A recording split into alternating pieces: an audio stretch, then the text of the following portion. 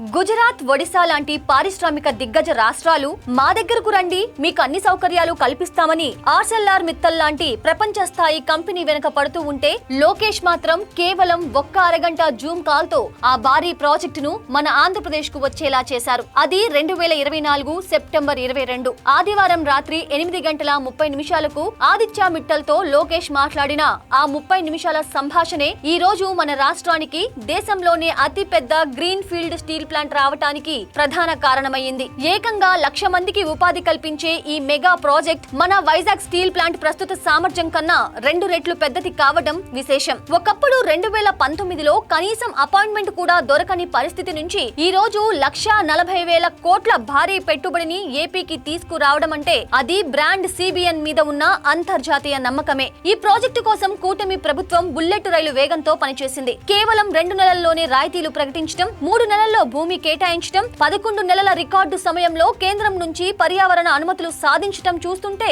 ఈ ప్రభుత్వం ఎంత పట్టుదలగా ఉందో అర్థమవుతోంది. ముఖ్యంగా చంద్రబాబు నాయుడు స్వయంగా ప్రధాని కార్యాలయంతో నిరంతరం సంప్రదింపులు జరుపుతూ ఎన్ఎండిసి సమన్వయం మరియు స్లర్రీ పైపు లైన్ వంటి సాంకేతిక సవాళ్లను అధిగమించి ఈ కలను నిజం చేశారు. అధికారంలోకి వచ్చిన కేవలం 20 నెలల్లోనే ఇంత పెద్ద డీల్ ను పట్టాలెక్కించడం ఒక చారిత్రాత్మక విజయం. అయితే ఈ సక్సెస్ వెనుక ఒక బలమైన మానవీయమైన కోణం ఉంది. యువగలం పాదయాత్రలో నెల్లూరులో ఒక సాధారణ మహిళ తన పిల్లల చదువు, ఉద్యోగాల గురించి బాధపడుతూ లోకేష్ ను కలిసింది. ఆ తల్లి పడిన ఆవేదనే రాష్ట్ర యువతకు ఎట్టి పరిస్థితుల్లోనూ 20 లక్షల ఉద్యోగాలు ఇవ్వాలనే లక్ష్యానికి లోకేష్ లో అసలైన స్ఫూర్తిని నింపింది. ఈ రోజు నక్కపల్లిలో స్టీల్ ప్లాంట్ కు భూమి పూజ జరగటం అంటే అది కేవలం ఒక ఫ్యాక్టరీ రావటం కాదు, ఆ తల్లికి ఇచ్చిన మాటను లోకేష్ నిలబెట్టుకోవడమే. మన రాష్ట్ర యువత భవిష్యత్తుకు ఇది ఒక బలమైన పునాది.